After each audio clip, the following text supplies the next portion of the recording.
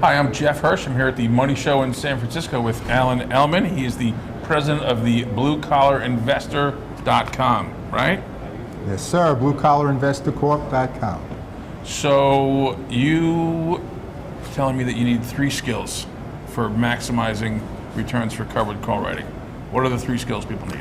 Well, there are 3 areas that we must maximize our skills with in order to achieve the highest levels. Number 1, what stock are we going to use as our underlying security?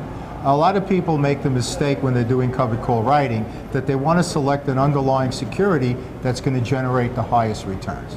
Well, that also means the highest risk. So what we do is we do a 3-pronged approach to screening for our stocks.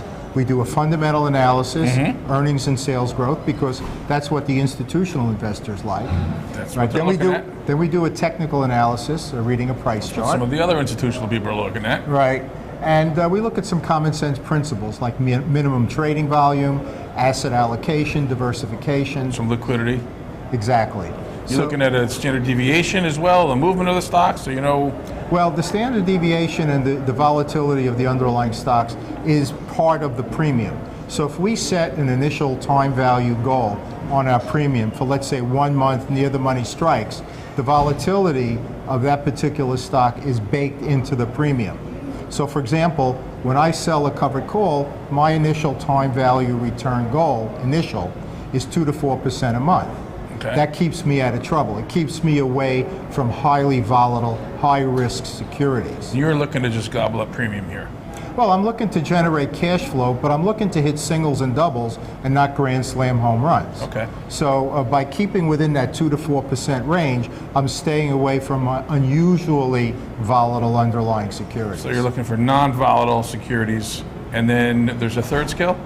Position management. Yes. So once we select the stock and we select the option, then we have to manage our positions because the trade could turn against us. The price of the stock could start going down. Or the price of the stock can go to the moon. What do we do if the price of the stock goes well past that strike price? If it goes well past it, what does that mean for you, the seller of the covered call? Well, first of all, it's all good news. Number 1, we've maximized our trade. We've generated option premium plus share appreciation from current market value here to the strike price if we sold it out of the money strike. Lowered your cost basis. We lowered our cost basis and we generated premium. Now, as the price of the stock goes higher and higher, the strike price moves deeper and deeper in the money. And one of the prime characteristics of a deep in the money strike is that the time value component of that option approaches 0. What happens on the flip side? If it goes down, okay, if the price of the stock goes way down, we have to take action. We don't sit there and watch us lose money. So we have certain guidelines as to when to buy back the option. We're in 2 positions, as you know. We're long stock and we're short the option. So the first step would have to be to buy back the option. We don't want to sell the stock and be in a naked options position. So we buy back the option. Now in my material, I talk about a 20%, 10% guideline, which dictates when to buy back that option.